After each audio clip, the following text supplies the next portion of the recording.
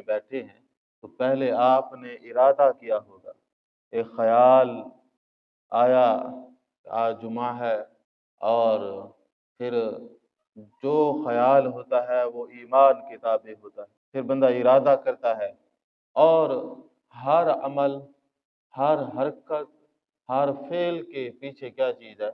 ارادہ ہے۔ ارادہ صحیح بھی ہو سکتا ہے، ارادہ غلط بھی ہو سکتا ہے، کوئی فعل اچانک سرزد نہیں ہوتا، اس کے پیچھے کوئی نہ کوئی سبب ضرور ہوتا ہے۔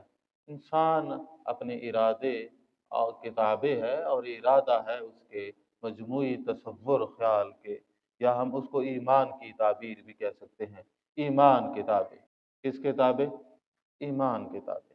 تو عزیز سامعین کرام، اللہ تبارک و تعالیٰ نے فرمایا کہ المال والبنون زینت الحیات، یہ جو مال ہے یہ طبی طور پر ضرورت بھی ہے انسان کو، جہاں اسے ضرورت ہے وہاں محبت بھی ہے، اور یہ ایک طرح سے نعمت ہے اور آزمائش بھی ہے۔ ذات باری تعالیٰ نے فرمایا کہ یوم لا ینفع مال ولا بنون، دنیا میں کوئی چیز خریدنی ہو تو مال تو لازمی ہے۔ لا ینفع، وہ نفع نہیں دیتا، مال ولا بنون، کہ اللہ کے ہاں کوئی دولت دے کر جنت کی زمین خرید نہیں کر سکتا۔ میں قیامت والے دن کھڑا ہو اور کہے کہ میں بلین آنر ہوں، اور جو ہے وہ میرے پاس بڑی جائیداد ہے، میں وقت کا شداد ہوں، میں دولت کا جو ہے وہ بادشاہ ہوں، تو مجھ سے یہ لے لیں اور زمین میرے چلو بھائی دو چار مرلے دے ہی دیں۔ جنت مال کے بدلے نہیں ہوگی، جنت جس پہ فخر کرتا ہے وہ یوم لا ینفع مال ولا بنون، نہ اولاد کے بدلے ہوگی، بلکہ اللہ تعالیٰ چاہتے ہیں اور اللہ تعالیٰ ایسا ہی کریں گے۔ وہ فرماتے ہیں کہ الا من اتى اللہ بقلب سلیم، مگر جو بھی آیا اللہ کے پاس، تو اللہ تعالیٰ نے جو اس کی طاقت دیکھنی ہے وہ دیکھنی ہے قلب سلیم۔ فرمایا کہ اب جنت جانے کا، کامیابی کا، انسان کے مقام کا، اس کے شرف کا، اور اللہ کے ہاں اس کی حیثیت کا جو دار و مدار ہے وہ کون سی چیز ہے؟ بقلب سلیم۔ کوئی حسب نسب یہاں پہ دنیا میں تو چلو جگاڑ چل رہے ہیں، لیکن اللہ کے ہاں یہی پوچھا جائے گا، ہاں بھائی فلاں پارٹی الگ ہو جائے، یہ جی اور دوسرے الگ ہو جائے، حسب نسب کی تقسیم ہوگی؟ نہ بھائی حسب نسب کی تقسیم ہوگی، نہ زمانوی تقسیم ہوگی، تقسیم ہوگی اچھائی اور برائی کی۔ کون سی تقسیم ہوگی؟ اچھے ادھر اور برے ادھر، بس بات ختم۔ تو یہاں پہ دنیا میں ڈھگوسلے وضع کیے گئے، بنائے گئے، اور وہ ہر مذہب میں ہوتے ہیں، پہلے باقی مذاہب میں تھے، اسلام میں یہ چیزیں نہ تھیں۔ شعوب و قبائل لتعارفوا ان اکرمکم عند اللہ اتقاکم، قومیں اور قبیلے محض تعارف کے لیے ہیں، اللہ کے نزدیک جس کا مقام اور شرف ہے عند اللہ اتقاکم، صاحب تکریم اللہ تعالیٰ کے نزدیک وہ ہے جو صاحب تقوی ہے۔ تو یہ مقام اور معیار بنایا گیا۔ تو عزیز سامعین کرام، اللہ تعالیٰ فرماتے الا من اتى اللہ بقلب سلیم۔ تو آج ہم جس موضوع پہ بات کریں گے وہ یہی ہے، دل کی پاکیزگی۔ یہ جو دل کی پاکیزگی ہے اور روحانی بیداری ہے، یہ بہت بڑی خوبی ہے۔ تو یہ دل، اب اس کو سادہ اور آسان الفاظ میں بات کروں، بھئی یہ دل ایک ایسا مقام ہے جہاں پہ ایمان اترتا ہے، جہاں پہ کیا ہے؟ ایمان اترتا ہے۔ ایمان کا مسکن کیا ہے؟ قلب۔ قرآن دل کے اندر اترتا ہے تو اس کا مسکن بھی کیا ہے؟ دل ہے نا۔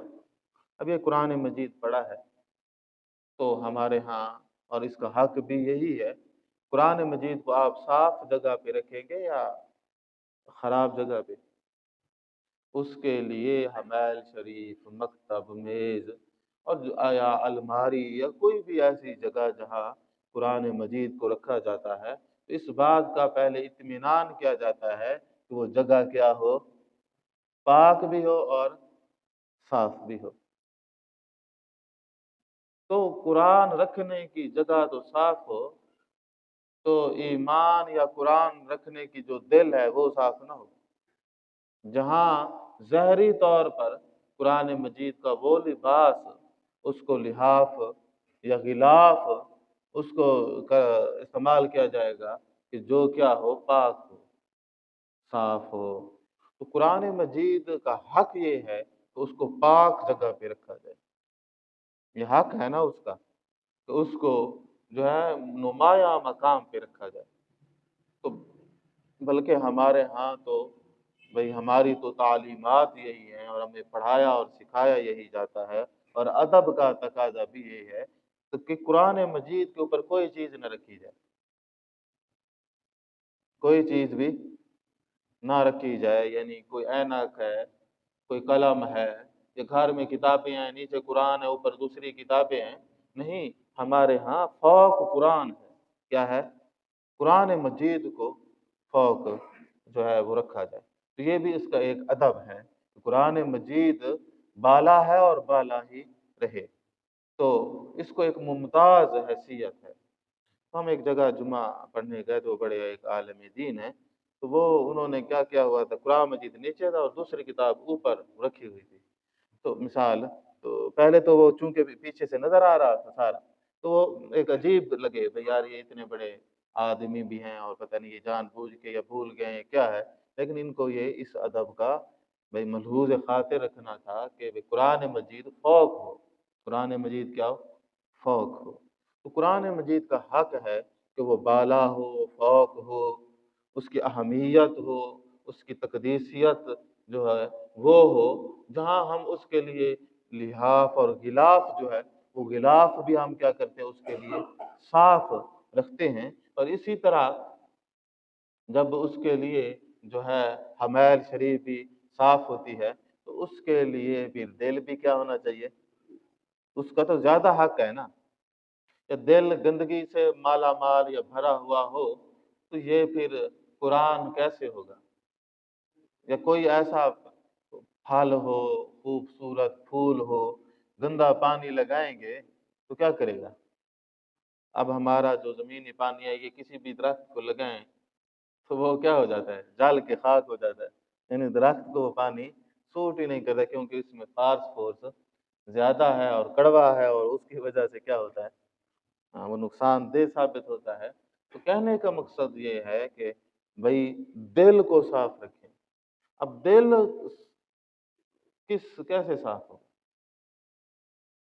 تو پہلے تو یہ پتہ ہونا چاہیے کہ دل کالا کیسے ہوتا ہے، یہ کالا ہے یا نہیں ہے، یہ کتنا کالا ہے۔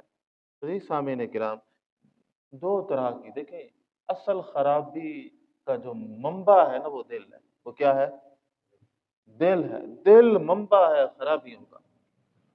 کوئی بھی آپ عمل کرنے لگیں گے پہلے دل کرے گا، چور چوری کرتا ہے اچانک کرتا ہے یا کوئی، پہلے ارادہ ہوتا ہے، ارادے کے پیچھے اس کا تخیل ہوتا ہے، وہ تصور ہوتا ہے، وہ تصور ہی ایمان ہوتا ہے۔ اب ایک آدمی جو ایمان کے اعلیٰ درجے پر فائز ہو، وہ سوچ سکتا ہے کہ میں چوری کروں،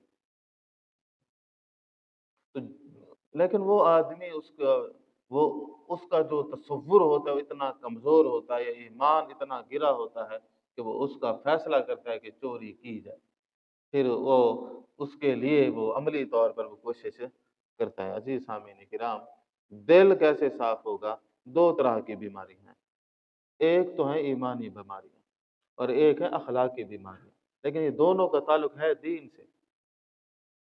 ایک آدمی ہوتا ہے جس کا ایمان تو ٹھیک ہے لیکن وہ بد اخلاق ہے، اسے یہ بھی پتہ نہیں چلتا کہ میری اس بات سے کسی کو جو ہے وہ کوئی ٹھیس پہنچتی ہے۔ تو وہ بڑے بزرگ تھے ہمارے، تو وہ کوئی کسی کی کوئی ایسے برائی کرتے ہیں، ہوتی بھی ہے، یار وہ فلاں آدمی اتنا گھٹیا ہے یا فلاں ہے، تو آگے سے کہتے یار وہ بادشاہ بندہ ہے، چھوڑو اس کو، کیا کرنا ہے۔ تو جس کی غلطی ہوتی ہے اسے کیا کر دیتے، بادشاہ بنا دیتے۔ यानी कहते हो, कोई कहता है आखरा कि बादशाह बंदा है जी, छोड़ो जी। बादशाह माना भी बादशाह क्या है, यानी बस उसकी क्या बुराई करनी, छोड़ो बस। तो कहने का मकसद ये है कि जहाँ आप आला ईमान, बेहतरीन ज़ौक़ की बात करते हैं, तो वहाँ आपका किरदार, अफ़आल भी क्या होने चाहिए? आला होने चाहिए। अगर वो आला नहीं होंगे, तो फिर वो आपका ईमान भी क्या हो जाएगा? उसकी कोई वैल्यू नहीं रहेगी, उसकी कोई वैल्यू नहीं रहेगी। तो उसके लिए भई पहले तो खराबियाँ हैं भई, जिस तरह शिर्क है, कुफ़्र है, इल्हाद है, ज़िंदीक़ियत है, ये सब ये बड़ी बीमारी है। बदकिस्मती से ये जहालत भी बड़ी बीमारी है। ये जहालत कोई छोटी बीमारी नहीं है। ये जो आदमी कहता है ना मैं दीन या कुछ मुझे पता नहीं है, तो एक बहुत बड़ी बीमारी है। और वो ऐसी बीमारी है, देखिए जो जाहिल आदमी होगा उसके अंदर ईमान कितना होगा, इबादत करने की सलाहियत कितनी होगी।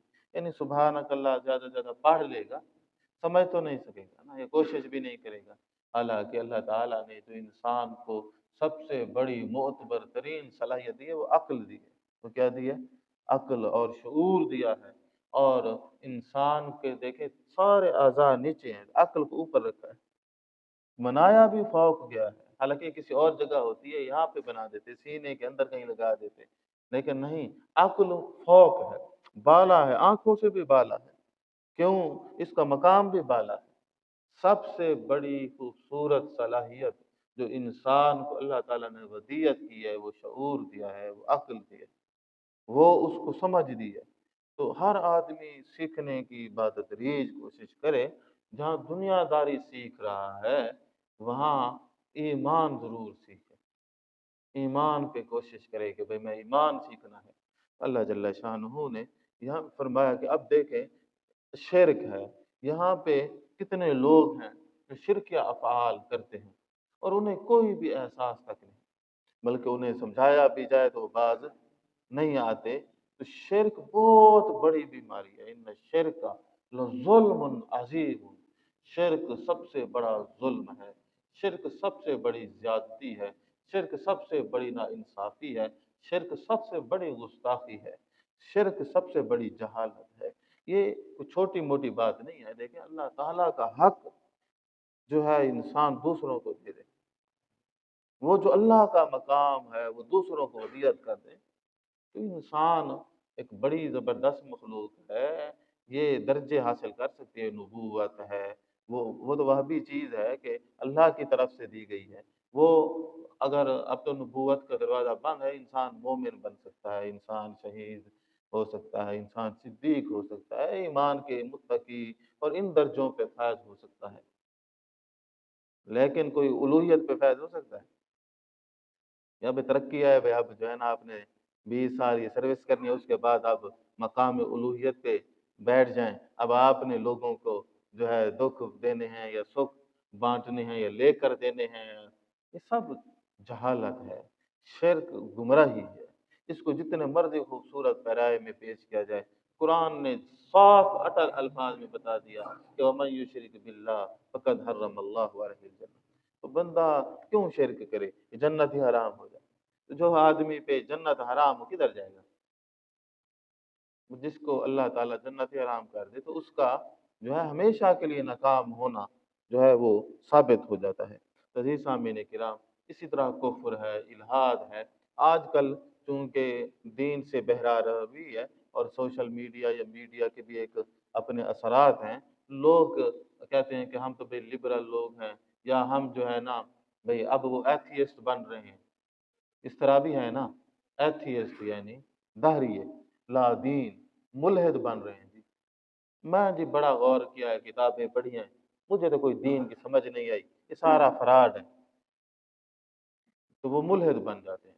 हालाँकि कुरान मजीद, फुरकान हमीद के अंदर अल्लाह ताला के जो इलाह होने के दलाइल हैं, वो कितने मज़बूत हैं, कितने आला के जो है कुरान मजीद के अंदर 8 बुनियादी दलाइल हैं जो फ़लसफ़ा से ताल्लुक़ रखते हैं, जो सर थॉमसन ने, जो आइंस्टाइन ने और इब्न मस्कविया ने और अल्लामा इक़बाल ने अपने मकाला में दर्ज किए और बहुत सारे फ़लासफ़ा ने इन चीज़ों को बयान किया। कहने का मकसूद ये है کہ یہ جو اللہ تعالیٰ کے ہونے کے دلائل ہیں وہ سائنٹیفکلی جو ہے نا وہ ثابت ہیں۔ قانون حرکت کو دیکھ لیں، قانون حرکت کے لیے محرک کا ہونا لازمی ہے۔ جب یہ موبائل پڑا ہے تو اس کے لیے یہ ثابت ہے کہ یہاں کسی نے رکھا ہے، اور یہ بھی ثابت ہے کہ اس کو کسی نے بنایا ہے۔ یہ اصول ہے، کیونکہ کسی چیز کے بننے کے پیچھے فاعل ضرور ہوگا، صانع اس کا ضرور ہوگا یا نہیں ہوگا؟ عزیز سامعین کرام، تو اس کے بنانے کے پیچھے تو کوئی نہ کوئی میڈ ان چائنا ہے، یا یہ اینک ہے، یا میڈ ان پاکستان قلم ہے، یا اینک ہے تائیوان کی ایک مثال ہے، تو ملیشیا کا یہ کاغذ پڑا ہے، تو ان کے صانع ہیں۔ اتنی بڑی کائنات کا بنانے والا کوئی نہیں ہے۔ چھوٹی سے چھوٹی چیز تو خود نہیں بن سکتی، جو لیکن بڑی ساری چیزیں خود بن گئی ہیں، وہ خود بخود بن کے چھٹی، یا کسی نے اس کو پورا ڈیزائن کیا ہے، آرگنائز کیا ہے، کسی نے اس کو ایسا مرتب کیا ہے کہ ایک دوسرے سے ایسی جڑی ہوئی ہیں، ایک پوری جو ہے نا لائف سرکل چین ہے کہ کوئی چیز اس میں مس ہو جائے تو بس چھٹی۔ عزیز سامعین کرام، یہ چاہے وہ نظریہ فلسفہ ہو، چاہے وہ عقل و منطق ہو، چاہے فطرت ہو، چاہے سائنس ہو، اللہ تعالیٰ کا وجود کیا ہے؟ ثابت ہوتا ہے ان تمام نظریات سے۔ لیکن ہم یہ فلسفہ ہمارے سامنے موجود ہے، یہ الوہی پیغام ہے، یہ قرآن کیا ہے؟ الوہی پیغام ہے کہ اللہ تعالیٰ جس نے یہ کائنات بنائی ہے اسی نے ہماری تعلیم بھی فرما دی، تاکہ ہم بھٹکتے نہ پھرتے رہیں۔ ہم چیزوں کو چاہے کر لیں، لیکن حقیقی علم کیا ہے؟ یہی ہے۔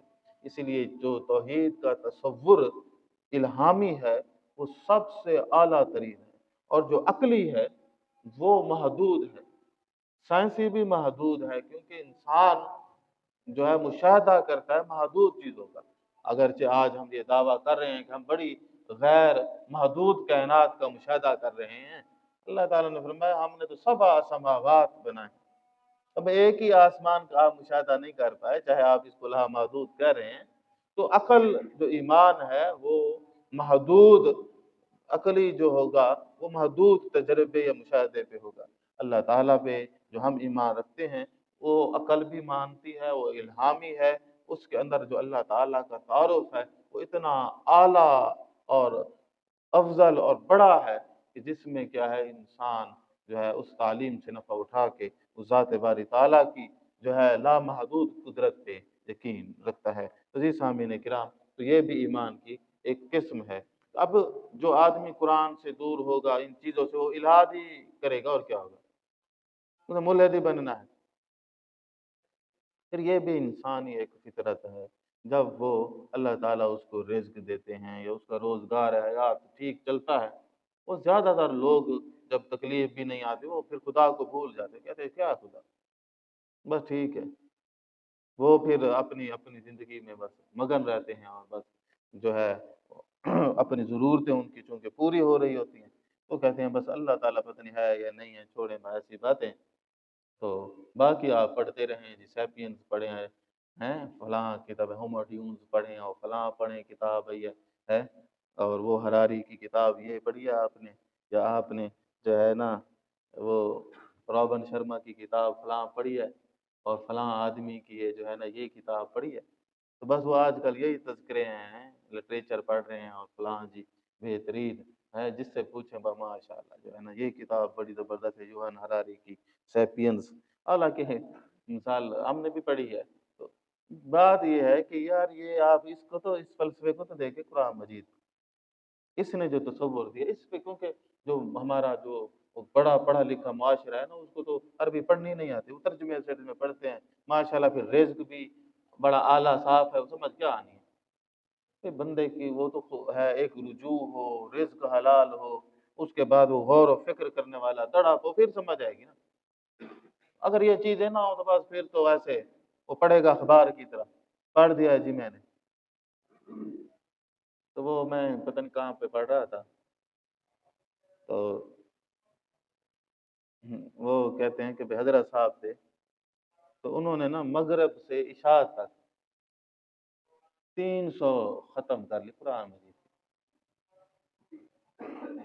مثال آپ دیکھیں کہ مغرب سے عشاء تک آئے کا سردی میں سے 1 گھنٹہ ہوتا ہے ٹائم، اور سردی گرمیوں میں بھی آپ دیکھ لیں 7:15 سے پونے 1.5 گھنٹہ یا 2 گھنٹے چلو لگا ہے۔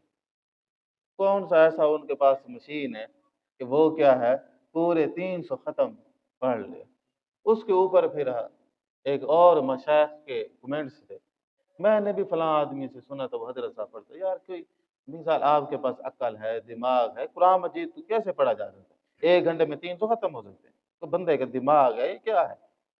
یعنی آپ جتنا مرضی تیز پڑھ لیں ویسے تو توہین ہے، تیز کیا پڑھ کے کرنا؟ تو یہ ہوتی ہیں بس عقل سے بالا باتیں، اور جو ہے نا یہ ان کے دماغ ہوتے ہیں خراب، اور وہاں اوپر ہوتے ہیں تقدیس کا پردہ، وہ کہتے ہیں نہیں نہیں آپ کو کوئی نہیں ہو سکتا ہے فلاں ہے، یہ بھی ہو سکتا ہے، یہ بھی ہو سکتا ہے۔ تو بھئی یہ ان کے نزدیک ہو سکتے ہوں گے، تو مثال یہ کوئی عقلی طور پر تو کوئی مانے گا نہیں نا شعور والا، وہ تو کوئی ان کی اندھی تقلید کرنے والا ہو تو وہ کہے گا ہاں جی بس ہو سکتا ہے، یہ بھی ہو سکتا ہے، وہ دن کو رات کر دیں یہ بھی ہو سکتا ہے، پتہ نہیں کیا ہو سکتا ہے۔ تو جی سامعین کرام، تو بات ہو رہی تھی کہ بھائی قرآن رکھیں گے تو کس جگہ رکھیں گے؟ پاک اور صاف جگہ۔ تو جب قرآن مجید کو پاک اور صاف جگہ پہ رکھا جائے گا تو قرآن مجید جو دل میں اترتا ہے یا ایمان دل میں اترتا ہے تو دل بھی صاف ہونا چاہیے، گندا ہونا چاہیے؟ تو دل کو بھی پاک کرنا ہوگا، دل کو بھی صاف کرنا ہوگا۔ تو وہ ایک تھیں بیماریاں جو قلبی بیماریاں تھیں، وہ تھیں عقائد کے اعتبار سے، دوسری ہیں اخلاق اور کردار کے اعتبار سے، مثلا کینہ۔ اب یہ جتنی بیماریاں نا اخلاقی بیماریاں، یہ معاشرے کے لیے زہر قاتل ہے۔ سب سے پہلی جو ہے نا جس کے اندر کینہ ہوگا وہ کسی کی بھی خوشی دیکھ کر اسے صدمہ ہوگا، کوئی کسی کی کامیابی دیکھ کر اس کے دل پہ بھاری پتھر پڑ جائے گا، اور پھر وہ یہ بھی ہو سکتا ہے کہ وہ اس کو نقصان پہنچانے کی کوشش کرے۔ تو کینہ پروری، اب یہ حاسدین اور جس طرح حسد ہے وہ بھی یہی ہوتا ہے کہ انسان جو ہے کسی کی چیز دیکھ کر حسد کرنے لگتا ہے، اس کے بارے میں تو اللہ جل شانہ دیکھیں یہ اس کی سزا تو خود ہے نا، حسد کرنے والا آدمی خود اپنی ہی آگ میں جلتا رہتا ہے۔ حقیقتاً اللہ تعالیٰ کی تقسیمات پہ وہ اعتراض کرتا ہے۔ مومن کو پتہ ہے میرا حصہ مجھے ملے گا، اس کا حصہ اسے ملے گا، مجھے کیا پڑی ہے ٹانگ اڑانے کی۔ لیکن جو حاسدین ہوتے ہیں وہ کہتے ہیں نہیں اس کو ملی کیوں ہے، اس کو کیا ہے کیوں ملی ہے، تو وہ جلتے رہتے ہیں۔ تو یہ کینہ ہو گیا، حسد ہو گیا، تکبر ہو گیا۔ اب تکبر کیا ہے؟ وہ بھی ہے اپنے آپ کو بالا کر دینا، اور وہ برابری یا اخلاق یا مساوات کا قائل نہیں ہوتا۔ تو تکبر بھی انسان کو کیا کرتا ہے؟ تباہی کی طرف لے جاتا ہے۔ تو اور بعض اوقات پھر انسان تکبر میں اتنا آگے چلا جاتا ہے کہ ہر معاملہ وہ انسانوں کے ساتھ معاملہ دین میں بھی تکبر آ جاتا ہے، نتیجہ یہ نکلتا ہے کہ وہ اس کو تباہ کر دیتا ہے۔ عزیز سامعین کرام، اب یہ چونکہ باتیں عام سی ہیں لیکن حقیقتاً ایک ایک بات پہ غور و فکر اور اس کے علاج کی ضرورت ہے۔ جس آدمی کے دل میں نہ کینہ ہو، نہ حسد ہو، نہ بغض ہو، نہ عداوت ہو، نہ اس کے اندر دنیا کی محبت ایسی راسخ ہو کہ وہ بس تھوڑا سا مال ادھر ادھر ہوا نہیں تو بس دماغ خراب، پریشان، ٹینشن۔ تو جب یہ چیزیں نہ ہوں تو بندہ پھر خوش ہی رہے گا، اور کیا ہوگا؟ بھائی بندے کو نہ حسد ہو، نہ کینہ ہو، نہ تکبر ہو، اور نہ وہ ایسا ہو کہ بس لا الہ الا البطن، بس پیٹ پوجا سے آگے نکلتا ہی نہ ہو، پھر اس کو کیا ٹینشن ہوگی؟ اسی طرح جب اب یہ ساری باتیں یہ بیماریاں ہیں، حقیقتاً تو کیا ہے؟ یہ بیماریاں ہیں، ان کو دل کو صاف کیسے کیا جا سکتا ہے؟ تو بھائی دل کو ہم توبہ کے پانی سے دھوئیں گے۔ دل کو کس پانی سے دھویا جا سکتا ہے؟ توبہ۔ توبہ مانا کیا ہوتا ہے؟ بھائی ایک انسان توبہ جو ہے نا وہ اپنی پچھلی حالت یعنی فطرت سلیمہ پہ لوٹنا، تو توبہ کیا چیز ہے؟ بھائی یہ انسان جب تک اپنے کیے پہ معذرت خواہ نہ ہو، جب تک نادم نہ ہو، جب تک وہ اپنے گناہوں کا اقرار و اظہار نہ کرے، نادم ہوگا نا، تو جس آدمی کو ندامت ہی نہ ہو تو اس نے کیا کرنا ہے؟ تو توبہ یہ ہے اپنی غلطیوں کا اعتراف کرنا، اس پہ نادم ہونا، اور اللہ تعالیٰ سے معافی مانگنا، اور آئندہ ان کو نہ کرنے کا مکمل مصمم ارادہ کرنا۔ عزیز سامعین کرام، تو آپ ذرا خود اندازہ لگائیں کہ اگر کوئی آدمی اپنی غلطیوں کا معترف ہو جائے، ہمارے ہاں بحث بھی یہی ہوتی ہے کہ تو غلط ہے، تو وہ کہتا ہے جو مرضی ہو جائے میں نے غلطی نہیں مانی، وہ صاف غلطی کر کے بھی کیا کرتا ہے، وہ لگا رہتا ہے اپنی صفائی پہ، تو وہ تو معاشرہ کبھی بھی پنپ نہیں سکتا، وہ آدمی سوائے لڑائی اور فساد کے کچھ بھی اسے حاصل نہیں ہو سکتا۔ دوسری بات یہ ہے کہ بھائی اگر دل صاف ہو جائے تو اللہ کی یاد اسے سکون دیتی ہے۔ اگر دل میں پڑا ہو حسد، کینہ اور تکبر اور بغض اور کفر اور یہ ساری چیزیں، تو پھر اللہ کی یاد کہاں ٹھہرے گی؟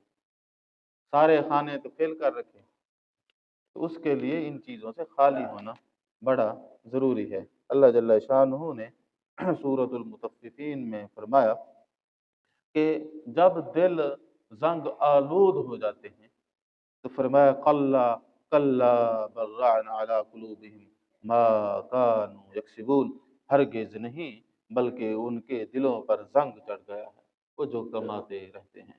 تو عزیز سامعین کرام، اللہ جل شانہ نے فرمایا کہ یہ جب حق کی بات ہوتی ہے تو ان کے دل تو ہیں، ہر بندہ کا دل ہے نا، بغیر دل کے تو کوئی نہیں ہے، لیکن دلوں پہ زنگ ہے، دلوں پہ زنگ ہیں، یا ام علی قلوبہم اقفا، تو فرمایا کہ یا پھر ان کے دلوں پر اقفال ہیں، قفل تالے، تو ان کے دلوں پر کیا ہے؟ تالے ہیں، یا ختم اللہ علی قلوبہم، یا ان کے دلوں پر مہریں ہیں۔ مہر والا بندہ تو چھٹی سمجھے وہ گیا، قفل والا بھی گیا۔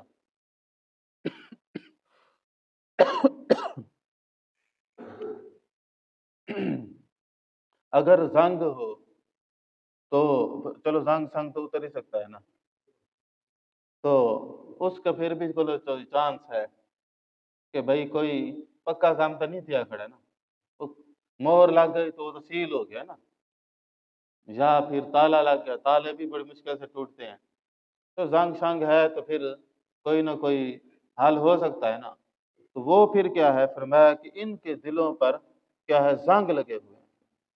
اب آدمی کو جب پتہ چل جائے مجھے کوئی نصیحت کارگر نہیں ہو رہی، ایک آدمی ہوتا ہے نا، وہ جب اسے پتہ چل جائے اب میرے اوپر کوئی نصیحت اثر، یعنی اب کوئی دوا میرے اوپر اثر، اس کا مطلب یہ ہوتا ہے کہ اب بیماری لا علاج ہو رہی ہے۔ بھئی میں کوئی آدمی بیمار ہو اور کوئی دوائی اثر نہ کرے تو بندہ یہی ہوتا ہے، کہتے ہیں بھئی اب تیرا کوئی حل، تو کوئی نصیحت جب بے اثر ہو جائے اس کا معنی یہ ہے کہ جناب یہ دوائی نہیں بلکہ تمہارا دل خراب ہے۔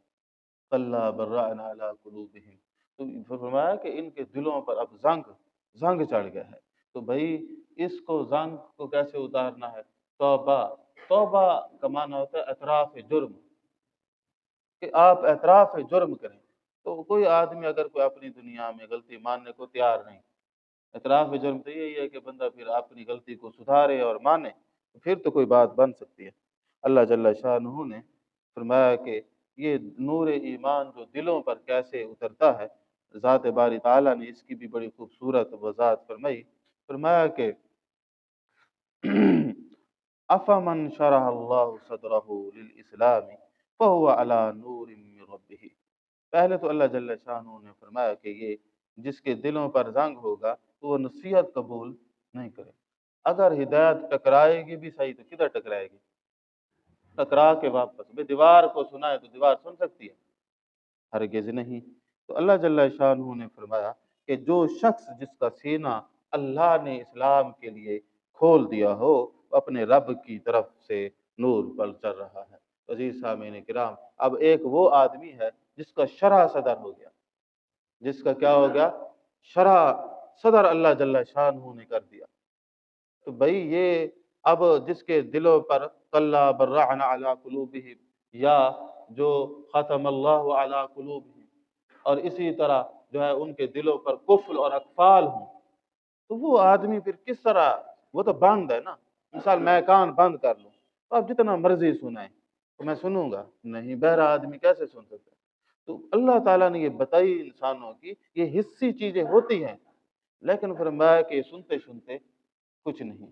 تو وہ بیماری ہے، وہ جب تک وہ دور نہیں ہوگی، بھائی وہ مسکن جو ہے قلب وہ صاف نہیں ہوگا، اگر وہاں کینہ، حسد اور بغض اور تکبر اور اس سے بڑھ کر شرک، کفر، الحاد، اور یہ گویا جہالت، یہ جرم ہے۔ اسلام میں تو جہالت جرم ہے۔ طالب العلم فریضۃ علی کل مسلم، تو یہ جہالت کوئی ایسی عام بات نہیں ہے، یہ جرم ہے۔ ہمارا تو بھئی کام ہے، اقرا سے شروع ہوتا ہے، اقرا بسم ربک الذی خلق۔ اسلامی سویلائزیشن ایسی مرتب پائی کہ نبی کریم صلی اللہ علیہ وسلم نے ہر بندے کو حکم دیا کہ خبردار لکھنا پڑھنا سیکھو، اس لیے کہ بھئی اگر دنیا پہ آپ نے حاوی ہونا ہے، تو اگر آپ نے ایمان کے درجے حاصل کرنے ہیں، تو پھر آپ کے پاس جو طاقت ہوگی وہ وہی طاقت ہوگی جس کو دلیل بنا کے اللہ نے فرشتوں سے کیا ہے آدم کو افضل قرار دیا تھا۔ وہ کون سی صلاحیت تھی؟ وہ عقل تھی، وہ شعور تھا۔ آپ دیکھ لیں کہ اب دنیاوی معاملات ہوں یا دینی معاملات ہوں، اگر آپ سادہ میں کہوں کسی سے پوچھیں بھئی عابد افضل ہے یا عالم، تو کون جواب دے گی؟ کہیں گے نہیں عالم افضل ہے۔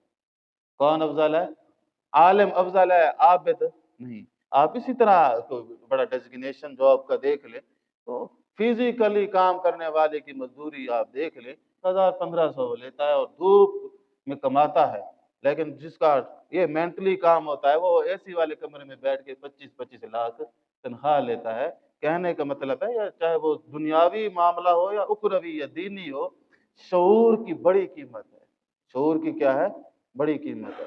حیرت ہے کہ تعلیم و ترقی میں ہے پیچھے، آغاز جس قوم کا اقرا سے ہوا تھا۔ یہ جو ہمارے زوال کی وجہ ہے نا، یہ اس کا ایک بڑا ایلیمنٹ جہالت ہے، کیونکہ ہمارے ہاں جو اصول کی تعلیم ہے وہ بھی نہیں ہے۔ جہاں ہم دینی تعلیم کہتی ہیں وہ بھی کوئی مثال ناظرہ پڑھنے سے کیا بھی آپ کو کیا ہو جائے گا؟ کچھ بھی نہیں ہے۔ آپ کو 2-4 جملے عربی کے خوبصورت پڑھ لیں گے اور اس کے بعد کیا سمجھ بوجھ گیا؟ کسی کو سمجھ آئے کہ ایاک نعبد و ایاک نستعین کا کیا مطلب ہے؟ اور کیا بھاڑ میں جائے، ہمیں کیا پتا، وہی ہے بس ہم مانگتے رہیں غیروں سے۔ الحمدللہ رب العالمین کیا ہے؟ کتنے لوگ ہیں ابھی تک کنفیوژن ہے ہمیں رزق کون دے رہا ہے؟ جن آدمیوں کا ابھی تک یہ 50 سال کی عمر میں یہ پتہ نہ ہو کہ ہمارا مسبب کون ہے، رازق کون ہے، ہماری ربوبیت کون کر رہا ہے، وہ 5 وقت کا نمازی ہو یا 6 وقت کا بن جائے، اس کی کیا اتھارٹی؟ کچھ بھی نہیں ہے، اس کو پتہ ہی نہیں ہے۔ اس کو اپنی بات کا جب یقین نہیں ہے، اسے اپنی بات کا علم نہیں ہے، وہ رٹے رٹائے انہوں نے کیا کرنی ہے۔ تو خیر یہ بھی ایک ہمارا زوال کا ایک بڑا سبب تھا کہ جب دل میں جہالت ہوگی نا تو بڑی سی بڑی بات بھی اس کو کوئی سمجھ یا فائدہ نہیں دے گی۔ اس لیے ہر آدمی غور و فکر کرے۔ اللہ تبارک و تعالیٰ نے فرمایا کہ ہم نے جس کا دل کھول دیا، یہ بڑی بات ہے کہ اگر کسی کو کوئی بندے کو بات اپیل کرتی ہے، اسے اپیل نہیں کرتی، وہ اس کو قبول کر لیتا ہے، تو وہ اللہ کا شکر ادا کرے، ابھی اس کا دل زندہ ہے، مردہ نہیں ہوا۔ اور جو آدمی کہتا ہے نہیں بس بڑی میں نے سنی ہے باتیں اور فلاں فلاں ڈمکاں، تو وہ پھر اپنا مثال اب وہ ایسے نیز پہ پہنچ چکا ہے جس کا کوئی علاج نہیں ہے، وہ بیچارہ اپنے ہی آپ میں وہ بس گرفتار ہو کے کیا ہو جائے گا، ختم ہو جائے گا۔ تو بات چل رہی تھی کہ قرآن مجید ہو یا کوئی مقدس تحریر ہو، اس کو پاک جگہ پہ رکھا جاتا ہے، اس کا مسکن پاک ہوتا ہے۔ تو جب ایمان کا مسکن ناپاک کیسے ہوگا؟ جب دل پاک نہ ہو تو ایمان قرار کیسے پائے گا؟ مثلا آپ میلے یا بھئی پلید سے برتن میں، گندے برتن میں آپ جو ہے پانی چاہے آب زمزم بھی ڈال دیں تو کیا کرے گا؟ وہ اس کو خراب ہی کر دے گا۔ تو دل کو، ظرف کو پاک رکھے، وہ نیتوں کا پاک ہونا، پازیٹیو سوچ، مثبت رویہ، یہ ساری چیزیں بڑی، جب یہ سارے مسکن کہاں سے نکلیں گے؟ وہ اس کا جو گھر ہے وہ دل ہے۔ تو جس کا دل صاف ہوگا آگے بھی سارے راستے صاف، جس کا دل صاف نہیں بس وہ پھر نیتیں کچھ اور عمل کچھ اور نتیجہ کچھ، تو پھر وہ ظاہری طور پہ کچھ عادتاً कोई नेकी शेकिया कर ले तो उसको कोई फ़ायदा नहीं है। वो मिज़ाजन आदतन तो दुनिया कर रही है। लेकिन अल्लाह ताला ने तो फरमाया कि ये नेकी किसके लिए करनी है? ये अल्लाह की मोहब्बत में करनी है। कोई मामला, कोई फ़ेल करना है तो किसके लिए? अल्लाह की रिज़ा के लिए। अगर वो चीज़ ना हो तो फिर तो उसको कोई फ़ायदा नहीं है। अज़ीज़ सामीन किराम, अब शरह सदर की कुछ खूबियाँ हैं, वो भी आपके सामने मैं अर्ज़ करना चाहता हूँ। कुछ तो कर दी हैं। हक़ सुनकर दिल में नरमी आना। अगर किसी का कोई सही बात सुनकर उसका दिल नरम हो जाता है, तो गोया उसके अंदर हिदायत पाने की जो है वो सलाहियत मौजूद है। इबादत से मोहब्बत, ये बड़ा एक मुश्किल मामला है। आप देख लें कि भई वो जब नमाज़ पढ़ेगा तो वो आनन-फानन पढ़ेगा, या कोई दीनी काम हो तो कहता है बस जल्दी ख़त्म हो जाए। हाँ, अगर कोई ड्रामा हो, सीरियल हो, या कोई फ़िल्म हो, या कोई और दोस्तों से गप-शप हो, तो कहता है घड़ी की सुई रोकी जाए। यार अभी तो बैठे हैं, पता नहीं चला रात के 10 बज गए हैं। चलो फिर नेक्स्ट टाइम कल फिर बैठेंगे। तो कहने का मकसूद ये है कि मोहब्बत में दिल, इबादत में दिल लगे ना, तो वो तो बड़ा मुश्किल है। तो इसलिए तो फिर जो है ना वो नमाज़ पढ़ते हैं तो गोया अंगारों पे पढ़ते हैं। तो इबादत से मोहब्बत, अगर इबादत से मोहब्बत हो जाए तो फिर मस्जिदें फिर ऐसे ही रहेंगी? नहीं, नहीं, वो तो फिर जो है आबाद होना शुरू हो जाएँगी। तो इसी तरह गुनाह से नफ़रत, ये भी एक बड़ा अमली तौर पर देखें तो गुनाह की तरफ तो बंदा माइल होता है और भागता है और सफ़र भी करता है। हाँ, नेकी मुफ़्त में भी हो तो फिर उसके लिए अवॉइड करता है वो। तो कुरान मजीद की आयत सुनकर दिल पे असर होना, तो ये भी एक खूबी है। ये सब अल्लाह जल्ल शानहू का नूर है। नूर क्या माना? नूर मखलूक है ये जो फ़लसफ़ी बात नहीं। हकीकतन नूर माना रोशनी है, तो ये मखलूक है। नूर से मुराद ईमान है। तो जो दिल में उतरता है। और अल्लाह जल्ल शानहू ने फरमाया कि अब ज़ाहिर है कि इंसान का दिल इबादत में लगे और सोच का महवर रब हो, तो और महबूब भी वही हो। तो अल्लाह ताला ने फरमाया जब इस दर्जे पे पहुँचेगा तो अला बिज़िक्रिल्लाहि तत्मइन्नुल क़ुलूब, खबरदार सुन लीजिए, अल्लाह के ज़िक्र से दिलों को सुकून पहुँचता है। अब ज़ाहिर है कि ये अ, ज़र्फ़ जैसा होगा ना तो असर भी वैसे होगा।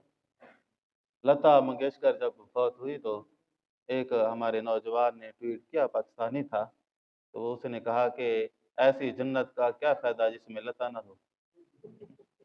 तो यानी लता, क्योंकि मौसीकी किया है, वो तो रूह की ग़िज़ा है, तो लता जन्नत में नहीं होगी तो ऐसी जन्नत का फ़ायदा क्या?